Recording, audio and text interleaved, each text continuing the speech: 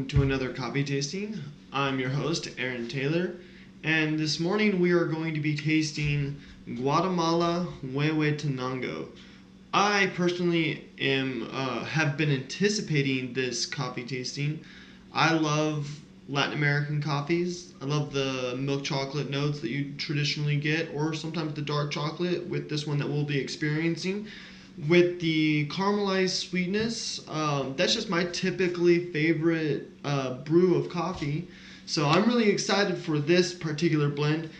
And then the Guatemala Huehuetenango has a really cool story to tell too. So we're going to explore that today. So with the Guatemala Huehuetenango, it's going to have notes of candied orange, dark chocolate, and graham cracker. So it's going to have some of those darker notes with a little bit of that graham cracker sweetness, but the graham cracker sweetness is going to actually give a tribute to a little bit of that bitterness because there's no actual sugar. So it's just going to have some of those flavor notes that graham cracker have, which when those notes of graham cracker aren't sweetened with sugar can be a little bit bitter. So this is going to be a little bit on the bitter side of Latin American coffee, but it should be still very, very good. So today we are trying the coffee two different ways. Today we are brewing it on the pour over and the coffee press. And the reason why I like to brew the coffee these two different ways is because we get to explore the different flavor notes that we get from the same blend of coffee, but it's going to have different flavors because of the way it's brewed. And so with the coffee press, we're going to get a lot more of those sediments. It means we're going to taste more of those bitters.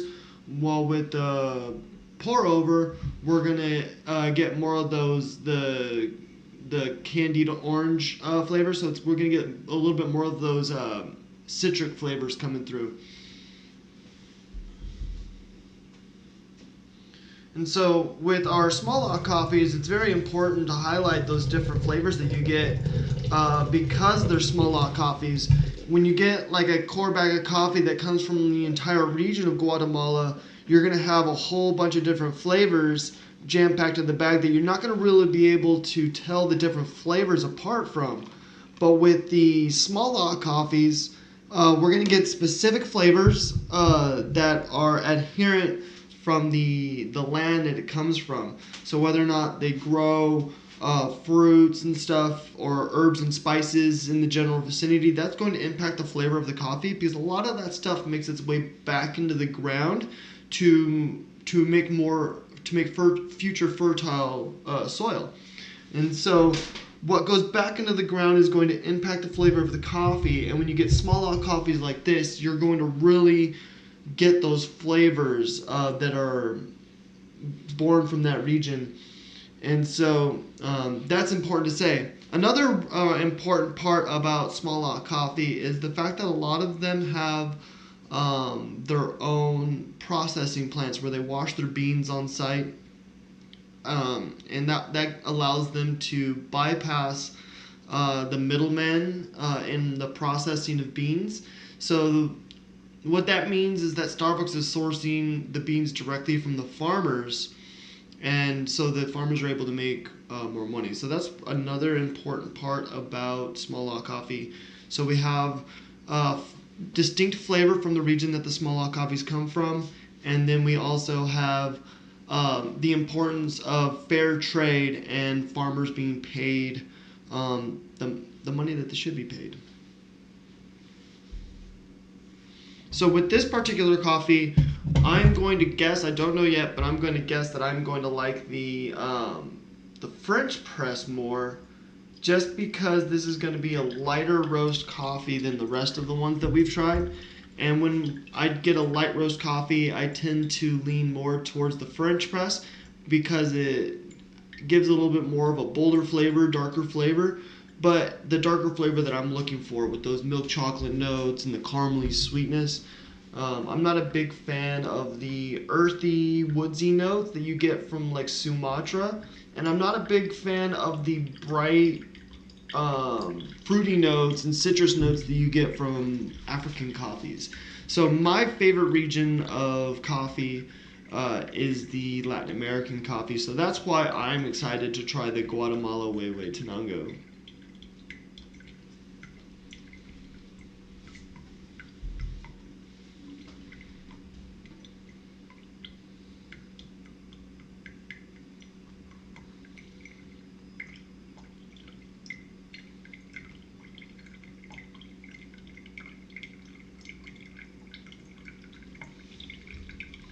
My all-time favorite blend of coffee is a Latin American coffee. It's the Shade Grown Mexico, and we actually have not had Shade Grown Mexico. I haven't seen it on the shelves in years. And my one of my managers, he actually went down to Mexico and he saw it in an airport, and he told me that when he saw it, he thought of me, and he got me a bag of this Shade Grown Mexico, and he brought it back for me. And so I thought that was super cool, because at this time, at this point in time, I had only known him for maybe a month and a half, maybe a little bit longer than that. And the fact that when he saw this Shade Grown Mexico and went out of his way to buy it for me, that was awesome. It impacted me. Like, I never had someone who I had met so recently do something so nice. So it was, at first it was strange to me, but it affected me. And so it was a very pleasant experience. And Justin Myers, if you're watching this video, I want to thank you for that, because you helped contribute to my passion for coffee by bringing me that bag of coffee and allowing me to start doing these coffee tastings. And it's been a big major step in my coffee journey. That was not part of what I was going to be talking about today, but there you go. So looks like our pour over is ready to be tasted, and our coffee press should just about be ready in a couple moments. So we're going to start it off with the pour over. So like I said, with the pour over, I'm assuming I'm going to get a lot more of those bright acidic notes from the candied orange, and then we'll still get some of those bitters from the dark chocolate, and the some like cinnamon, or like some sugar sweetness from the graham cracker. So immediately when I smell this coffee, I'm definitely getting that candied orange with the milk or the dark chocolate. Really, it smells really good. This is a really good smelling coffee.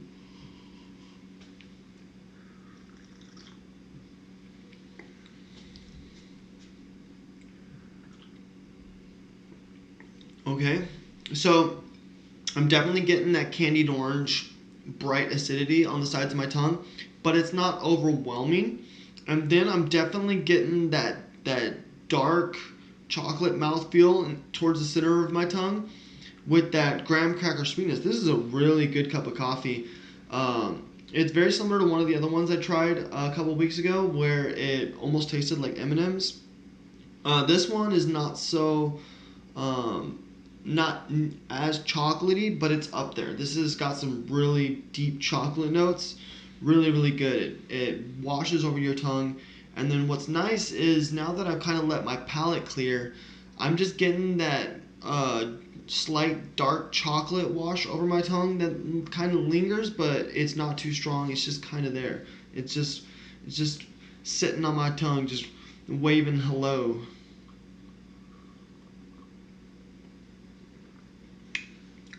That is good.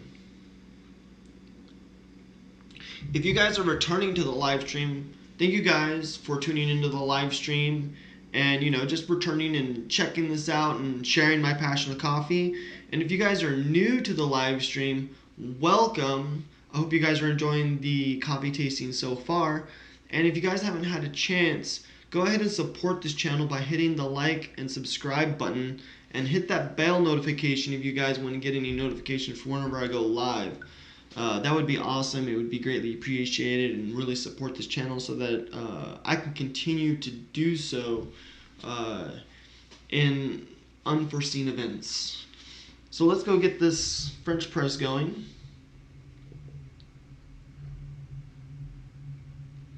So with the French press, we're going to see a lot more of those dark chocolate notes with that graham cracker sweetness. But with the amount of sediment, that graham cracker sweetness isn't going to be nearly as sweet. It's actually going to attribute to that bitter flavor that we're going to get from that dark chocolate. So the candied orange is going to take a little bit of a back seat in the coffee press, and we're going to get a lot more of those bitters just from the sediment. And so I think I'm going to like the pour over more than the French press on this one, actually, but we will find out. All right, so immediately, right off the bat, I'm getting a lot more of that dark chocolate smell, but then I do get that candied orange scent, that bright acidic flavor that's making its way through that milk chocolate, through the dark chocolate smell. So that's a good sign.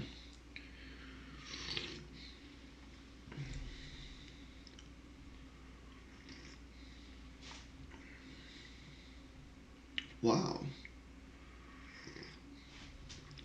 That is surprisingly light. That is a really good French press cup of coffee.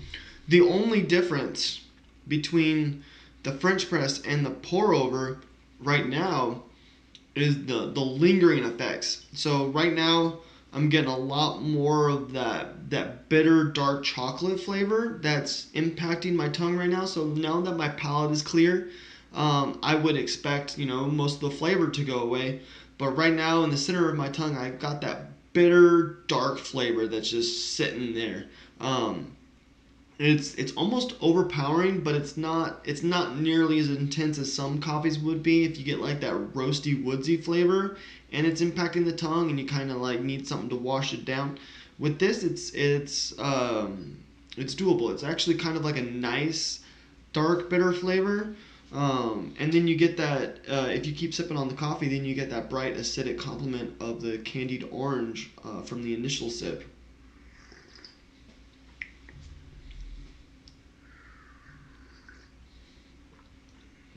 Yeah, so the with the French press, definitely more bitter, a lot more of that dark chocolate coming through, less of that graham cracker sweetness.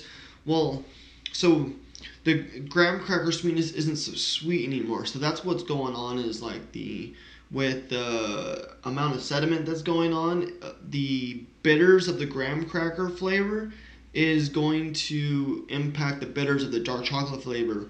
See, with the pour over, we're not getting as much sediment, so those bitters aren't as intense, and so it almost tastes sweet. Especially if I were to go from this, where it's very bitter, really strong bitters that really hold onto the tongue and linger, and then go back to this pour over, or yeah, the pour over. The pour over is actually going to taste much sweeter than I had originally tried it the first go, because now my tongue is getting used to these bitters that linger on, and I'm actually going to do that right now.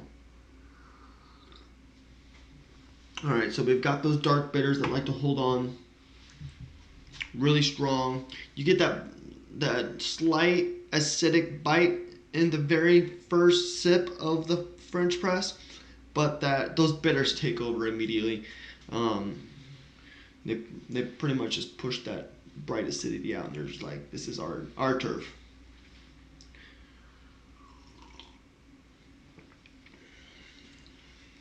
Oh yeah. So with the bright acidity on this one, you get a lot more of that candied orange, and then because the French press has so much more of those bitters of the dark chocolate and the graham cracker coming through, it hardly tastes bitter at all anymore on the pour over. It's almost as if it's just like a clean citrusy cup of coffee. That is really good. I really like the pour over on this one. The French press on the Huehuetenango is definitely doable, but I definitely like the pour over more. That's my favorite. So with the Huehuetenango, it has a really cool story to tell, and that story involves agricultural science. So this particular bag of beans is this region's first crop of the rust-resistant varietal. It is Marsellesa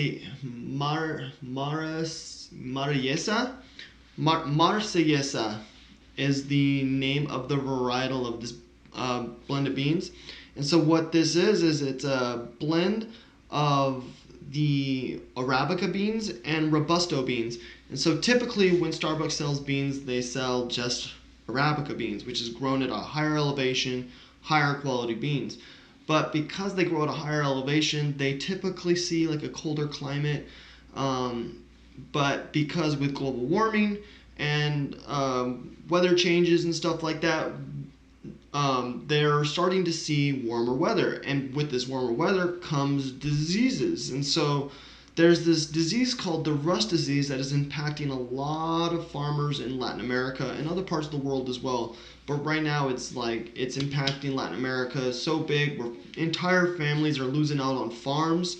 And when a family loses out on a farm, that means they've lost their money for the year. Like that's their income for pretty much the entire year. So they've got to come up with other ways to make money. I mean, they probably have other farms as well, but this is probably a major chunk of their economy being lost to a disease because of global warming. And so with this particular bag, it's a huge step forward for farmers in Latin America in making sure that their farms are sustainable and that they can continue to grow coffee. And so what this Marsellesa varietal is it's blended with Robusto beans because the Robusto naturally grow at a lower elevation. And because they grow at a lower elevation, they will have already been introduced to a warmer climate. And because they're introduced to warmer climate already, they have evolved to gain the resistance to the rust disease. So what scientists have done, and a lot of this research has taken place in the Alsacia farm in Costa Rica, where scientists are splicing Arabica beans and Robusto beans. And what that means by splicing, if any of you guys don't know, is they pretty much take two branches of two different trees and they let it grow together. And as they let it grow together, it grows into its own tree and then it produces its own fruit. And then as we get a tree that's been spliced and starts producing its own fruit, we start to see qualities from both trees in the fruit that it possesses or produces, and then we can in turn plant the seeds from the tree, replant them, and then create the hybrid. And so what scientists have done is they've engineered through splicing trees together to create an Arabica bean that has Robusto rust resistant qualities. And this is important because in a world where global warming is happening and we have climate change, and areas of the world are warming up and some parts are cooling down, we have to adapt. And with science on our side, we have the ability to adapt at real time with the world. Whereas if this were ancient times and things were like this to happen, we would see mass extinction events of floral and fauna, and other things like that. But because we have science and technology on our side, we're able to help nature progress along a little bit faster. That way, we can keep the supply up, and then at the same time, we're just adapting with a changing world. And the best part about this kind of science is it's not limited to just the coffee world. You can take the same kind of science and apply it to tomatoes, corn, any kind of produce that we start to see like some kind of diseases in them that's caused by global warming or any kind of like natural effect of like the lay of the land, like something happening like flooding or it gets too cold. We can take properties from other things and apply them into other things and help them evolve to survive in a world today. Because there are many kinds of fruits that don't exist today that existed thousands and thousands of years ago but didn't survive evolutional change. I mean, there might have been a fruit that required the 80% oxygen that our atmosphere once had, and then once we started to lose that oxygen, the a lot of those plants died out. So it's very interesting that we can use science to help us with this, and it's very important too because helping these farmers out and making sure that they're able to make their money and sustain their lives is very important. And the fact that this is going to be a main thing for humans to thrive in the future is one step forward for agricultural science and what we're capable of doing, especially when we start moving into space and other things like that. We're going to learn how to adapt our agricultural science to start growing in sub-zero gravity and well, not sub-zero, but zero G, and also in low gravity habitation. So areas that might be like might have the gravity of the moon in like space habitats. Things are going to grow differently there, and so we're going to learn a lot about that. And so this is kind of like connected to that, but we're not quite there yet. So we're taking those steps in agricultural science to learn how to adapt traits into or adopt traits into certain plants so that they can thrive and survive in their habitats. So I want to thank everyone for joining me in today's coffee tasting. Today was a very important coffee tasting because of the agricultural science and in a world that we're going into right now. So it's very important.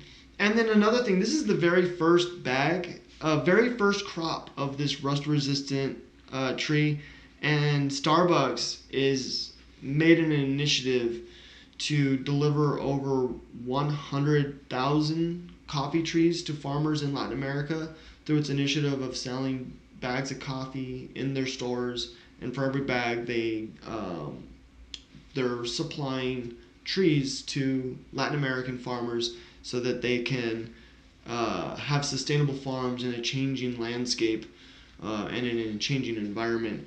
And so that's what's so great about being a part of this company. And then whether or not you guys are an employee or a customer, you guys are a part of the company, and you guys take part in helping people around the world continue to grow coffee.